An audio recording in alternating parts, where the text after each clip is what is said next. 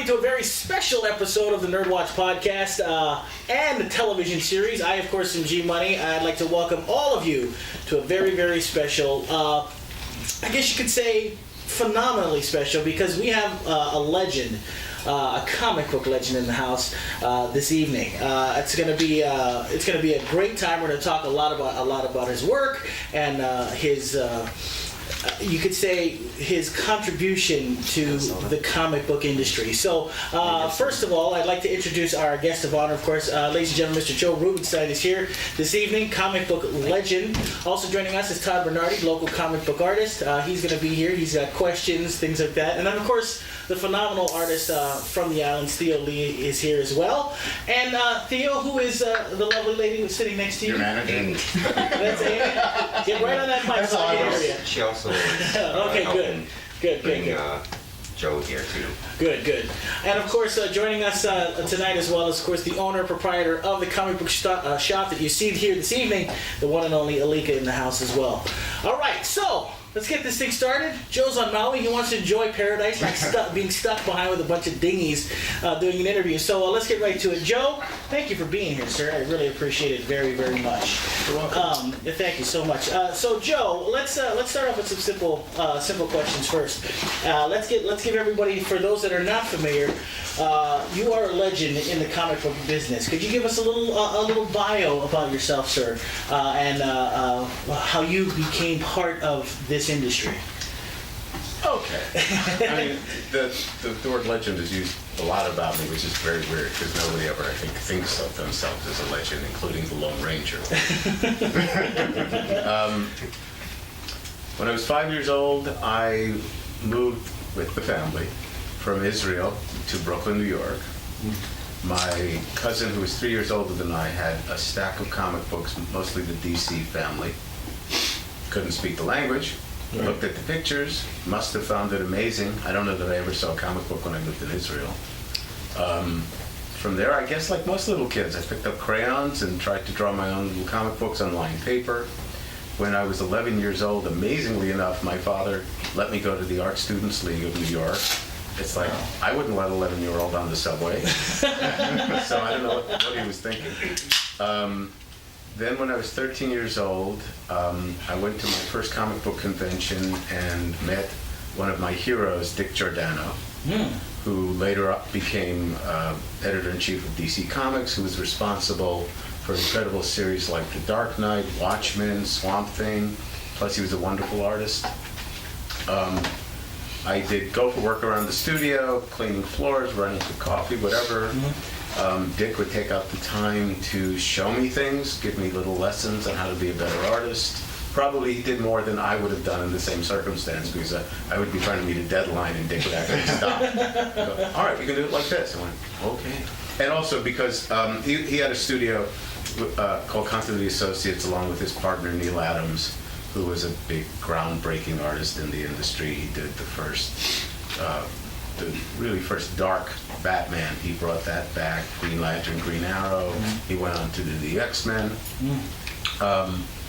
And then when I started to get assistant work, helping out on jobs, I wanted to be a penciler, by the way, and then I read an interview by Gil Kane, who was one of the greats who did The Flash and Adam, that he should have been an inker first, just to get used to the industry. So that's what I started to do. I started to get pretty good at it. I started to do assistant work for Dick, as well as the great Wally Wood. And if you don't know who that is, go look him up. You'll do yourselves a big favor. Right. Russ Heath, Jack Gable. I was also assistant to Klaus Janson for a while, Bob McLeod. And then when I was 17 years old, I got my first job at DC Comics. They said, Dick, we'll give him the job if you watch him. Whatever that means. And so I did the job, and I brought it in to Dick, and I said, so what do you think? He went, great. That's how he watched me. And so I was doing work then when I was 17, and then when I was 19, I got my first work at Marvel Comics, doing the Avengers 2-in-1 annual, which is Thanos fighting the Avengers and Spider-Man and the Thing. So it's kind of vaguely the basis for the next Avengers movie, I think. Sure. Right. And that was 41 years ago. Wow. So that's what I've been doing. Now,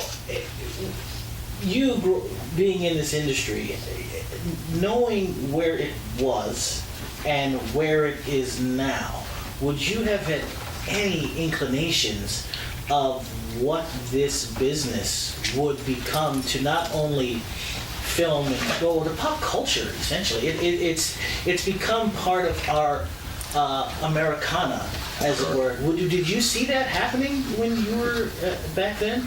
Well, I think it always was. I mean, there was a Superman radio show in Right. the 40s and the TV show in the 60s. I think the difference is there's an awful lot more venues now. So there is a video game, and there is the podcasts, and there is the movies and the 3D version, and so forth and so on.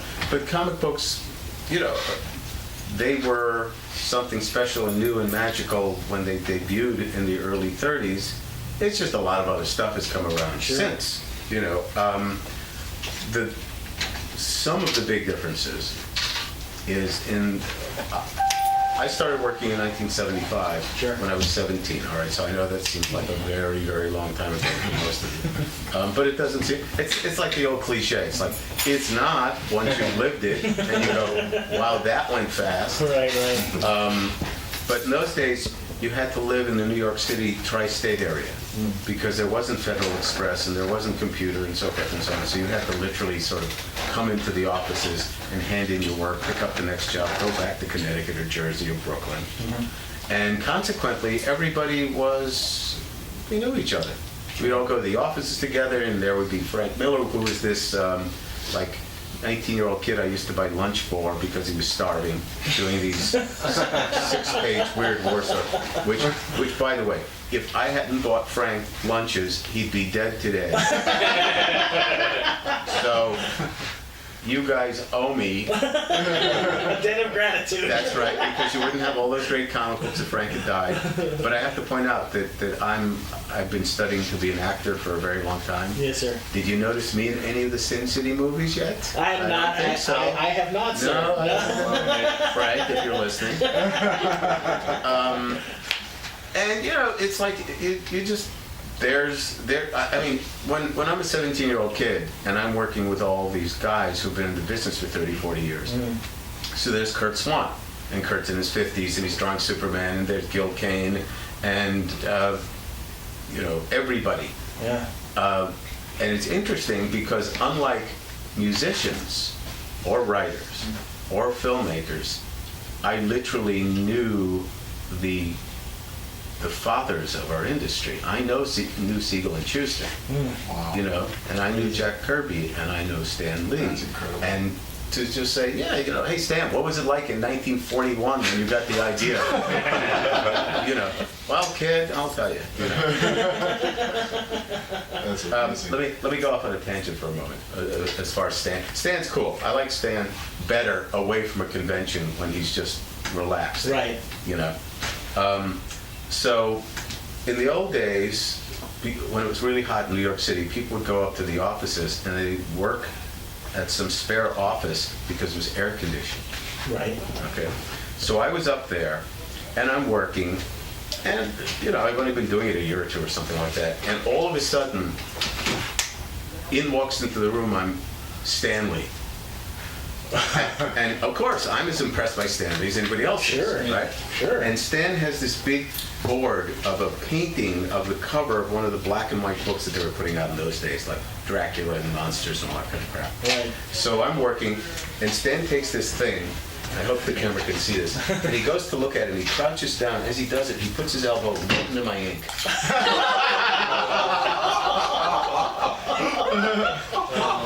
And I think to myself, well, that was a short career. I mean, I was hoping for a little more.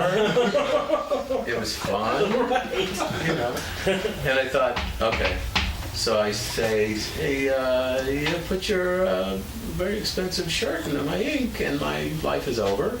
Or I don't say anything, and later he goes, hey, what happened to my, So I say, excuse me, Mr. Lee, but you put your elbow in my ink. It happens all the time. So that was cool. Oh, for sure.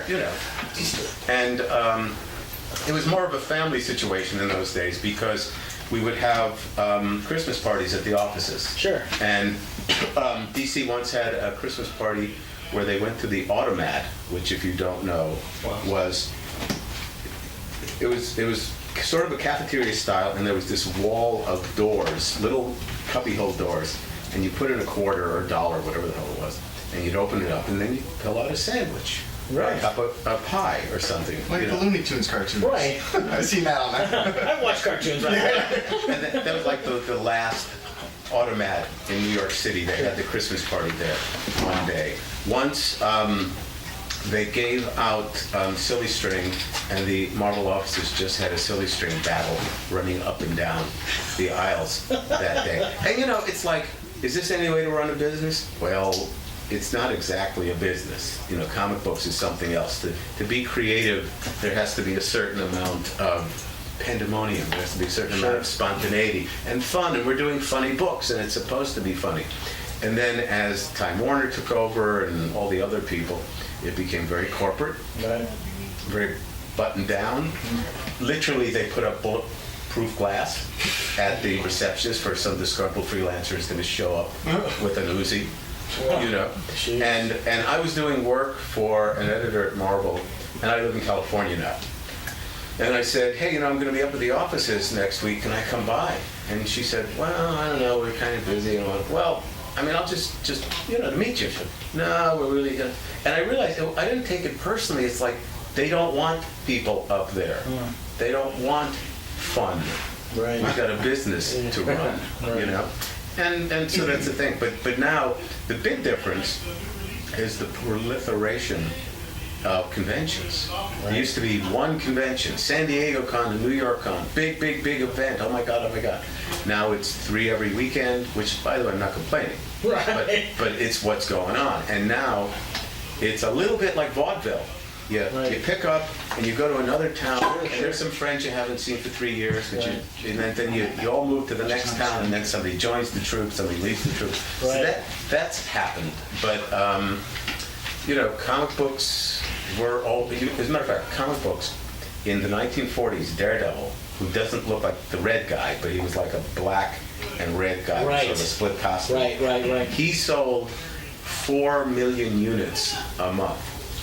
All right. Wow. Can you imagine your store going through 4 million units, right? And that's because, first, it was new, it was exciting. Sure. Oh my God, there weren't video games to spend your money on. There wasn't, all the other things that is competing for your money. Right. And now it's kind of, I don't know, it's your grandfather's comic book now. It's like, oh, comic books, they're okay. Right. But look at the new 3D. Whatever, let's go spend our money. Yeah, barely anybody knows who that old Daredevil is. Yeah, well, absolutely. But also, it's just, there's a character called Plastic Man. I actually really enjoy Plastic Man. He's just a weird, quirky looking guy. He's weird, but you know why he's called Plastic Man and not Rubbery Guy? Because plastic was kind of new. It was space. That's what I figured. Right. Let's make something amazing. So why is every Marvel superhero one way or another derivative of some kind of an atomic explosion? Because now after 1945, the atomic age has started. Right. So that's got to be doing something. Right. I mean, look, there was a bunch of characters called the something Knights? The Atomic Knights. And they used to ride like 6-foot-long Dalmatians the size of horses. And believe me, if a bomb drops tomorrow, we will not have 6-foot-long Dalmatians in 20 years from now.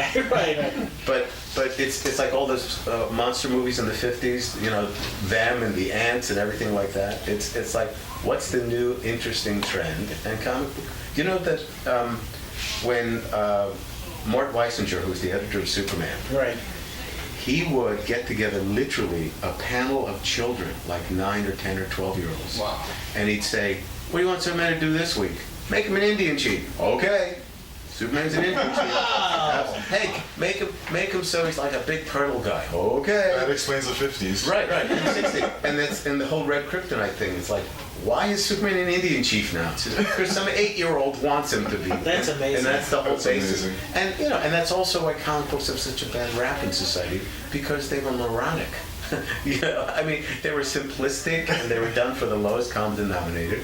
And then as all those various people grew up, they went, think I could put a little more into this. I think I need something a little grittier. Sure. And then you start getting into traps, like, how come Lois never noticed Clark was Superman? Right, of course. How does that one work? Right. You know, and they have to figure out some excuse that we were all just completely ignoring for years. Right. Now, I did notice you're talking about the fun of comic books, and one of the things that I'm old enough to remember this, but some of the most impactful comics for me were the Green Lantern and Green Arrow comics, where they really took on like social narratives, where Denny O'Neill's, we're talking about drug abuse, and it kind of took a weird. It wasn't weird for me, but it was very impactful because it was a very different. It was real, but yet it was still superheroes. And it was for a young lad like myself, reading those were very different for me because it started to kind of veer away from the fun or the moronic, as you call it. Right. And so, are we getting back to the fun now? I mean, as far as in this new age, or? You tell me. When you read a comic book, is it fun? Oh, I tell you, when I read comics, for me they're an escape. That's what I like to read them for. They provide an opportunity for me to be someone that I never thought I could be or be a part of. Right. So when I read those Denny O'Neil stories are amazing because they're very, those are the comics that you read that keep you off of drugs kind of thing, which is really neat. But it never those socially.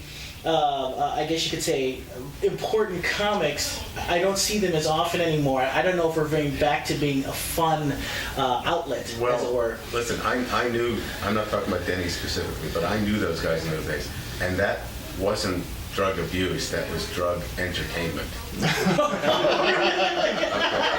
Okay. I know which guys were working on acid while they did. Okay.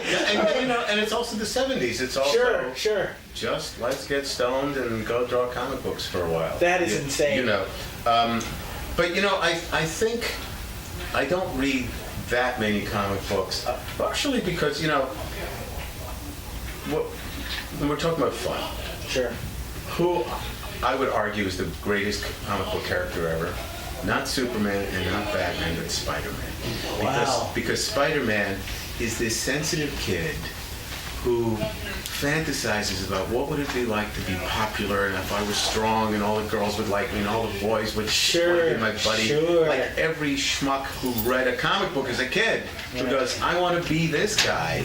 And it's possible. Right, yeah, you can't be Superman and unless you have the privilege of your parents killed in front of you. You can't be Batman. Sure. But consequently, when Peter Parker goes off and becomes an international correspondent and he's married to a supermodel, something we all can relate to. It's absolutely realistic. Right. So I think that political correctness, and God knows I'm like a raving liberal, so I have no problem. But You and I should have our own podcast. Yeah. I'm kind of a He's a huge conservative. let me just say, you're wrong. But the thing is don't make waves, don't be a problem, don't stir controversy. I mean, I think the fact that comic books have introduced so many gay characters is pretty great because at least they're saying, this is part of life and let's make Getting people into it and right, would normally have been Right. exposed. And I mean, the first that I'm aware of interracial kiss in comics was in the Teen Titans between a black man and a white woman, and Dick Giordano, who was the editor of it, personally colored that page in shades of red because some sort of an effect was going on, just so that they wouldn't exactly notice. Oh, interesting. Okay. And then there was a wonderful Alan Moore, who's God knows one of the best ever. Sure. When he left the series, I think it was Steve Bissette who was writing Swamp Thing, and he was going back in time through various eras. And if you read the thing, it falls flat. Something is missing.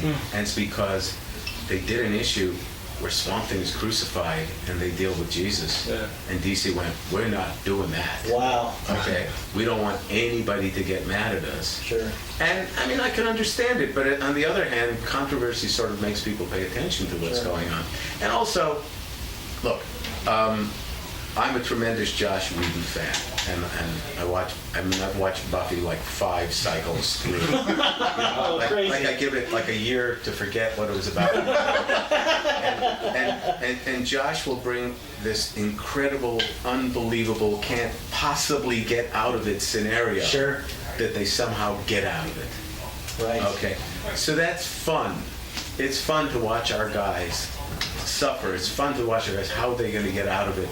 But other people want to talk about drugs or subtly bring in their conservative or liberal slant. That's what I've always loved about the comics, because it was like Green Arrow would bring he had very liberal views, but Green Lantern was very staunch in his almost right-wing views, but they would somehow, even though they were arguing, they would always work together. And I always thought that was neat. I always liked that. Isn't that what Civil War is about? That Arrow and, you know. Yeah, of course. So I mean, when I look at these things, and when you look at comics, especially when you were working on them, they were dealing with things long before television was. Like, they were dealing with race issues through being different by being a superhero. They were dealing with those issues long before TV ever could. Well, do you know that Neil Simon, the playwright, Yes. wanted to do a lot of his stuff on TV because he just wanted to get it out there faster than all the years it takes to develop a project? And Larry Gelbart, who was the writer-creator of the MASH TV series and Yes. other great stuff, he too wanted to just put his stuff on TV so it was still topical. Because if you're dealing with an issue, it's last week's old fish. Sure. If you take any time at all. But and the thing, Lorne Michaels, the executive producer of Saturday Night Live. Yes. He started his own comic book company called Broadway Comics. Okay. Jim Shooter was the editor-in-chief of it. And I think the reason Michaels did it is because he didn't want to go through $150 million worth of preparation. He just said, I got an idea, can we put it out next month? He says, yeah. Wow. Let's go there. Let's do it. So, sitting beside you tonight, Joe, are two very independent comic book artists, local comic book artists, Theo Lee and, of course, Todd Bernardi. These guys are, I guess you could say, growing up in a very different world where you can actually publish your own comic. You can do things that you were not able to do when you were making it in the Yeah, business. there were only 3 networks. Yeah, right, exactly. So, is the landscape of comic books better now because you can get your voice out there quicker, or are we looking at something to where it should be a little smaller, a little more regulated? When you look at what comics are today? Well, look, if I am at some party and somebody says, what do you do for a living? He says, I'm a comic book artist. He says, what do you do? Anything I heard of? He says, Superman. You ever heard of Wolverine?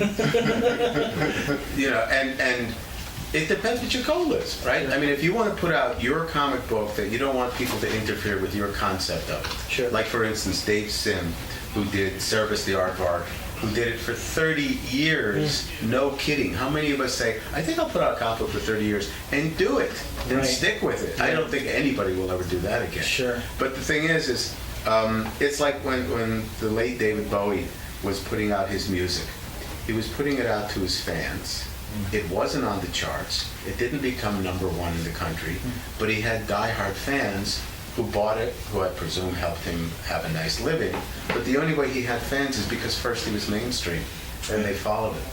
So a lot of people have plans to, I'll work for Marvel for a couple of years, people will know who I am, and then I'll go somewhere else and do my own thing, and publish my own comic book. So if you want to have your own book, and you never want to compromise, because it always has to be a compromise. Sure.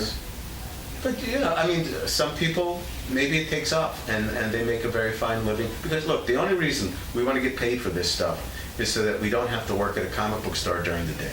Hey, what's wrong Hey, with don't tell that over there. Please, people at FedEx look down. Okay, but you know what I mean. It's Sure, like sure. You don't want to, at the end of the day, have your civilian job and exhausted. Says, all right, now I got to go be creative. So I want you to pay me so that I can be creative all the time. And I by the way, I've never had a job my whole life. From 11 to 13 to 17, I've never had to go into an office and, wear the clothing that the boss says you have to wear and go home at 9 o'clock. So that's really been a blessing.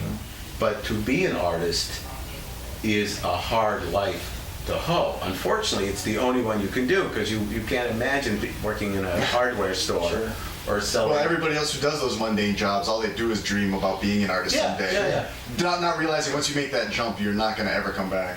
But my day job yet. Yes. But would you like to? Would you like to start getting so much work that you just every day you wake up at 8 o'clock and get to the board and you're happy not going anywhere else? You're not far from there, Theo. I see you get a lot of requests and stuff. It's just it is a blessing, but it is also, look, the hardest part about making a living as an artist is the phone calls and getting the work. Once you get the work, it's easy. That's the easiest part about it. But to get somebody to call you back, somebody put a green light. When I discovered, if that's the word, Joe Quesada. Okay, he was working in a lighting store near the Art Students League, and I met him and brought him up to Valiant Comics. Valiant? Whoever the hell it was, Jim Shooter was in charge of the Yeah, that was the Valiant. And so why the hell did I bring that up? Just Because he was working a soul-killing job. so he's working a soul killing job. and you're happy. So it is a blessing to be asked to do the work, and then like an actor, you see the tide go out. And you go, I'm better than I ever was.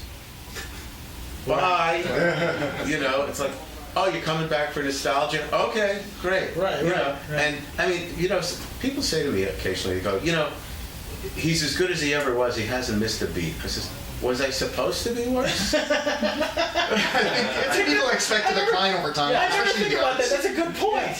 I mean, some people may lose their eyesight. Like Gene Colan lost the eyesight in one eye towards the last part of his life. He's still pretty great, right? We can't curse here, can we? Okay.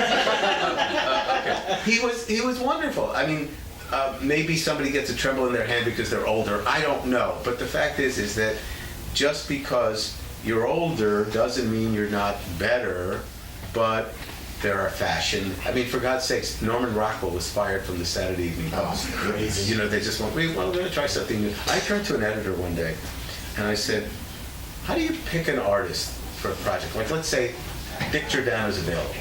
And he says, well, I always know that Dick's going to do a good job. But then I ask myself, who else is out there? And that's the mentality. So we are, Quesada, there it is. Okay, so I found Joe, and he got the job, and he had an idea to do a Batman graphic novel. And I won't tell you the idea, because who knows, maybe on Sunday it'll be done. And he's all excited. I said, Joe, it's not going to happen that fast. Okay, just be prepared for somebody's going to tell you, I don't know, and maybe, and why don't we change this? Right. And that thing never happened. Sure. Now, you probably compounded 1,000-fold for a movie or a TV project, but when you're not your own boss, compromise. If you're not Steven Spielberg and you're not Elia Kazan, compromise has to come into play. Sure. So. Now, you are known as an amazing inker, but after looking at your portfolio, you are an amazing artist. Your paintings that you have in there are amazing. What you draw is fantastic. Do you find yourself getting commissioned often to do other work? Oh yeah, I mean I get commissions. I'm mostly a portraitist. Look, I love the collaboration of being an artist. I love the fact that I'm a little boy who's reading Kurt Swan's Superman, and then I get hired to ink Kurt Swan's Superman. That's crazy. Okay, that's like magic. Or I remember the very first time I did a Batman job. It's like, oh my God, it's Batman. It's not a drawing of Batman. This is Batman, and it's in, and I got over that after like a day. But it's like I have now entered, as infinitesimal a part as I am, the legend.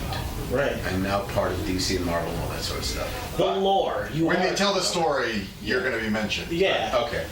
But the thing is that I also, the comic books paid for my painting addiction. And I like collaboration very much, but I also have to do it all by myself too. I have to paint and draw away from comic books. Is that where the push and pull is that you're talking about between collaborating and doing your own work without somebody interfering? Is that where the push and pull comes Well, look, if some of my heroes are like, one of my absolute heroes is Joe Cuba. Okay. Frank Frazetta, no slouch.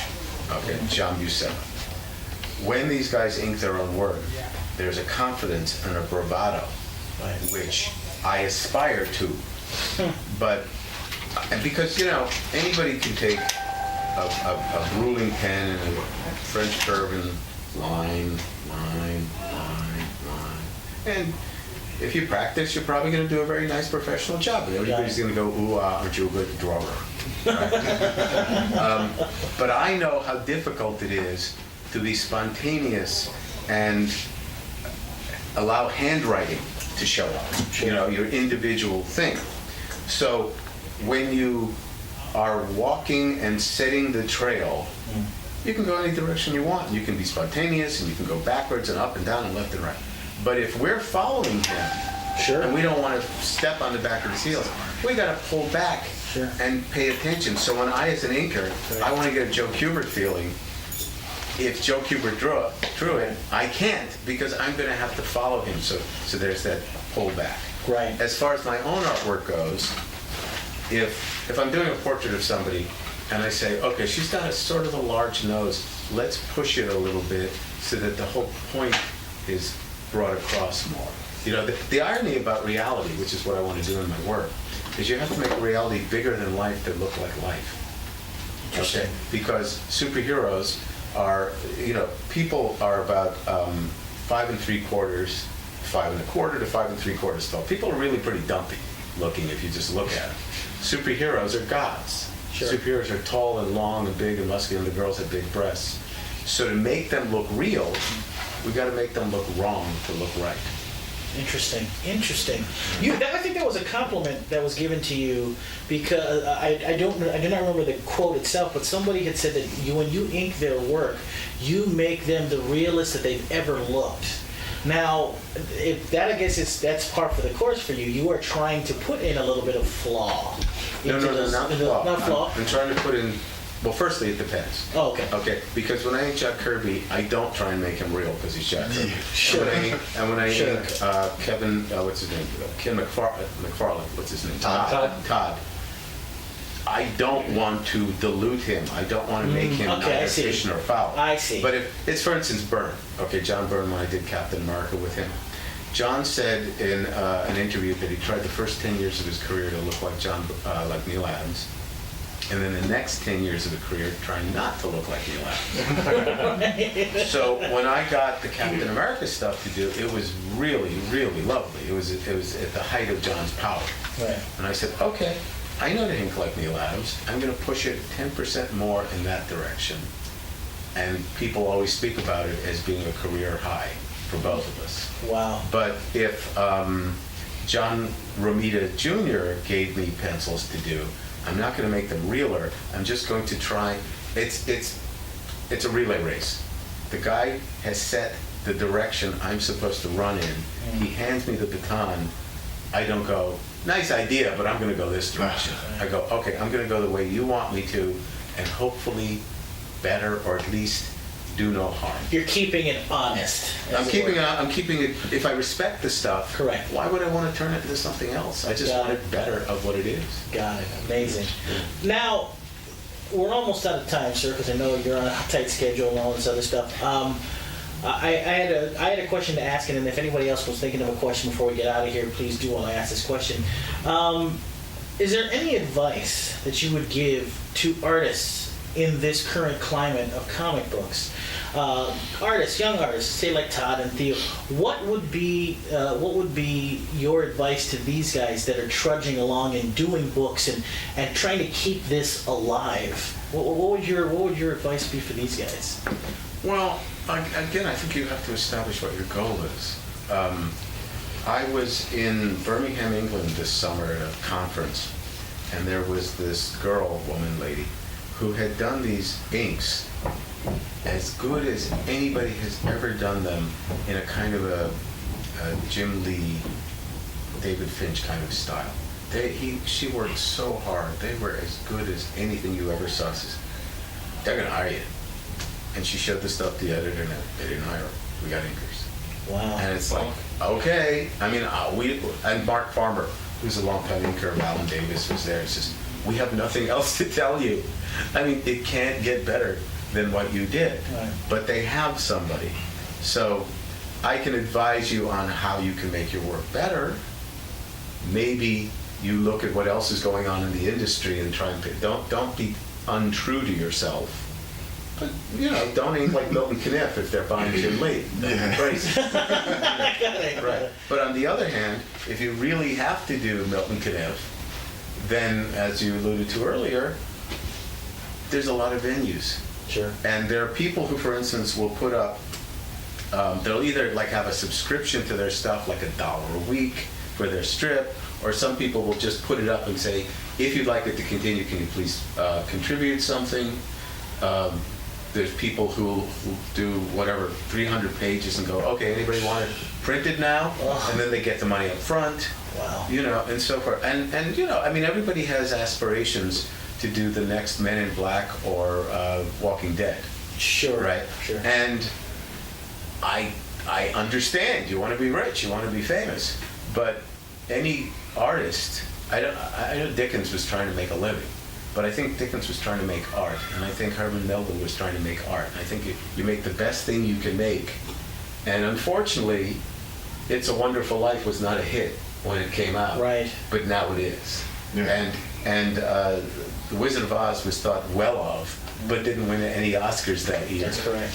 So look, why are we doing this stuff? Because we have to. Because it's fun, because it's enjoyable, because it's magic, because it's what we always wanted to do, because we have a story we want to tell. Tell your story, and then maybe find somebody who can go sell it somewhere while you're doing the important part, which is making it. Amazing. Amazing. Well, gents, ladies, any questions for Mr. Rubinstein before we get out of here? Are we good? I know Todd's got something. Go ahead. Well, he's asking about you bogarting all the questions. I'm sorry. But I mean, I know you're interviewing. I know. I'm trying. I just kind of wanted to ask a little bit about the Hulk drawing that you did. When was it? The comparisons. The mixing. Yeah. Was that the? Is it true that kind of led to the encyclopedia, the Marvel? Yeah, well, what you're talking about is there was a magazine called Comics Scene, Okay. and edited by a guy named Bob Greenberger, who went on to be an editor of DC Comics. Yeah. And feeling an unappreciated inker, I said, "Hey Bob, when are you going to do an article about inking?" And I probably said this to him every time I saw him, and he went, "Okay, we're going to do it." And I don't remember who got the idea, but they got Mike Zeck to do a Hulk drawing. Oh, that pose of him stomping. Yes. Well, he's not stomping, he's sort of coming at it. Yeah.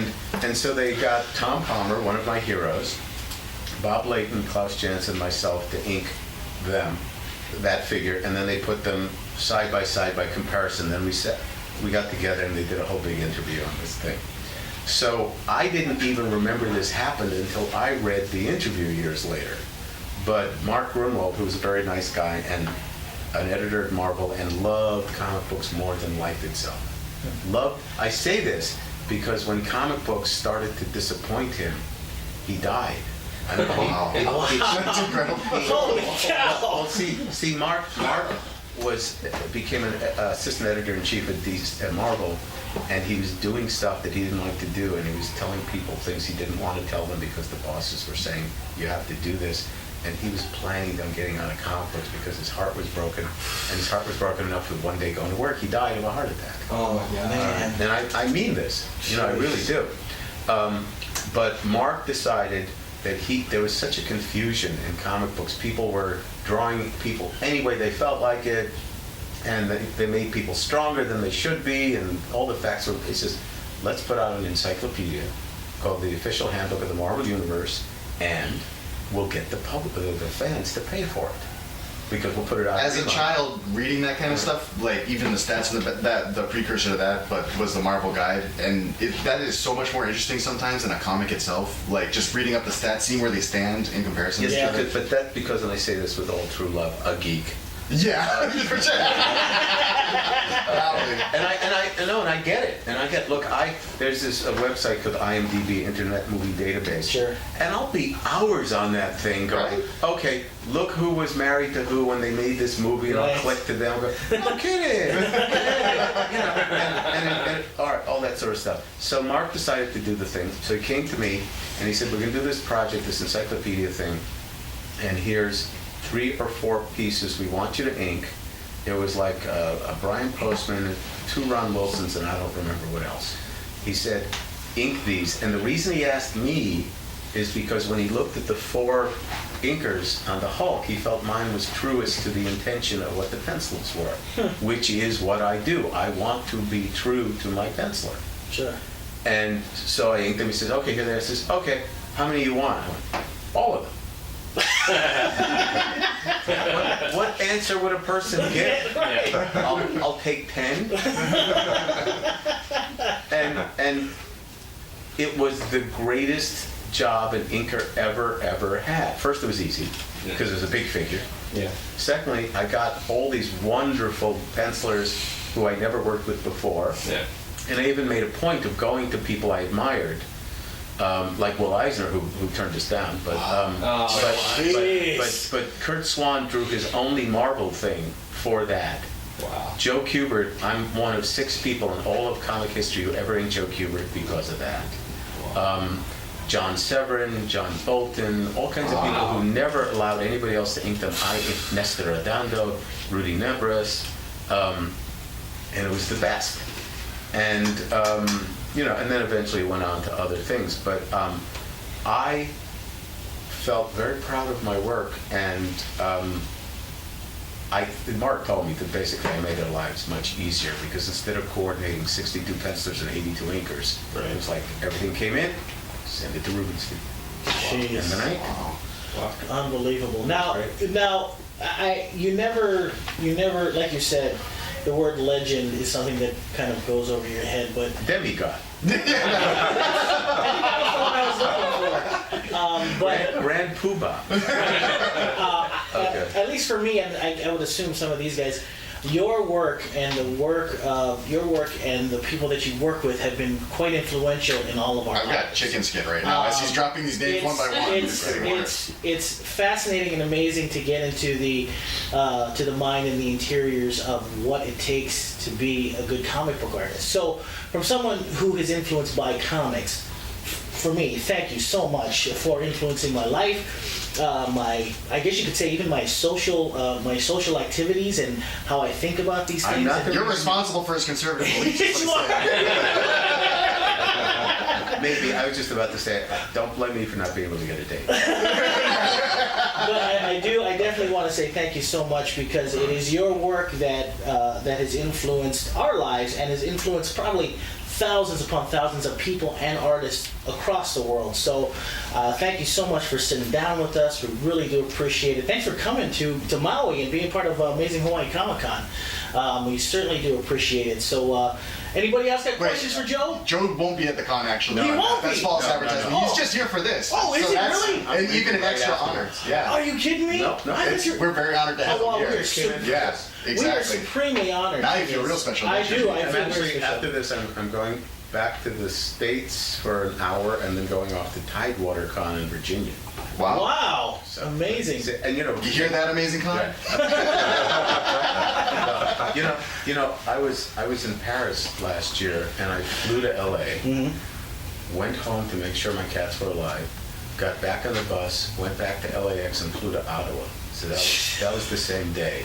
See? So- The life of a comic book artist all over Jet the world. setter. Jet setter. Yeah. Absolute jet setter. Can I just bring up one thing before you close it up? Absolutely, sir. Just this 1 minute later project that Oh, yeah. Theo and Joe had collaborated on. Basically, the concept is you take famous or known covers, Printed covers. printed covers, and what they did. Theo, maybe you can help explain the concept a little better. Yeah, if the characters were doing something Sure. original on the original cover, I would change it 1 minute later. So Well, I mean, it's like the Hulk punches Spider-Man, and then the next is Spider-Man punching him back. You know, whatever Sure. happened, 60 seconds. But sometimes it's like the character's laying on the ground defeated. You know. Sheesh. And working with a guy like Theo, because when I see his work, he's an amazing penciler. And staying true to his actual intentions is probably quite a collaboration between you two, is it not? Yeah, well, like anything else, it's like you either decide that you respect the work and you don't want to change it, or you don't respect the work and, oh God, I got to fix this. Sure. Or the editor calls up and says, we don't like this, make something happen. Okay. And so I had 5 of these, to ink of Theo's, and of course I have every intention of trying to be true to Theo's intentions. and he actually fixed some things that He was true to the anatomy as well. Yeah. Well, you know, within the parameters of what is his style, I can move things around, hopefully helping out something, like maybe a light source, maybe something isn't catching the shadow. Sure. And you know, all these things, and Theo doesn't work this hard so that everybody can go, ooh, nah. He does it, because he has to, because he knows this is the way it's right. So when I'm working, when I'm done with a page and I erase it, it's fine, it's done. No one will know the difference. I still spend an additional hour per page getting that last eyelash to turn up, getting that little dimple in the lip, or whatever the hell it is that nobody knows. But when I see that, look, if you spend the majority of your life, as I do, in a room alone, Right. you'd like to be proud of it when it comes out and go, Sure. oh God, I hope they don't notice that. Right. You know, never happened. I used to Xerox every single page I got, and then when it was done, when my inks were done, I would put them side by side and go, okay, what did I lose? What was there? What feeling was there that isn't there? And then you try and retrieve it. Right. You know, it's my obligation to the people I'm working with to try and get everything out of it that was given to me. Sure. It's amazing that Theo's work is if you guys don't know about Theo, his work is amazing. He's got a big portfolio you can check out. Fantastic independent comic book artist. And another thing I just wanted to say about Sure. this project is they only initially requested one cover. Did they really? They didn't request any. They didn't request anything. Really? I asked Theo to do a sample, and Theo And he did six of them. complete, 6 foot, and so they just ran with all And then the 6. client looked at it and went, oh, okay. Of course I'll buy all of them. Yeah, And the weird coincidence was Theo, by complete chance, had selected covers that Joe had but actually 3 been of the them- inker on. Right, I had been the actual inker on 3 of them. So you're saying that Mr. Theo Lee's an overachiever? Is that what we're trying to say? He seems very meticulous if you don't notice. Absolutely. Well, listen, Joe, we certainly thank you so much for taking the time out to be here with us and to talk to us about your work and your legacy. You will be remembered long after you're gone, sir. Whether you like it or not. Whether you like it or not, you'll be remembered. Don't give me a lifetime achievement award. No, sir. Die in like 6 months. Not at all. So I'd like to thank Joe so much for coming to the NERDWatch podcast. I want to thank Todd, independent comic book artist, the artist of and comic writer for, of course, the Kukui Project. Theo Lee, an amazing artist and author of... Oh, Is it going? we're working on current Oh, we're working on projects. current projects. Good. And of course, It's a secret. it's all Top secret. secret. And of course, Alika from Maui Comics and Collectibles. So until next time, peace out, much love, and most assuredly, always stay nerdy. And until next time, we say to you, aloha.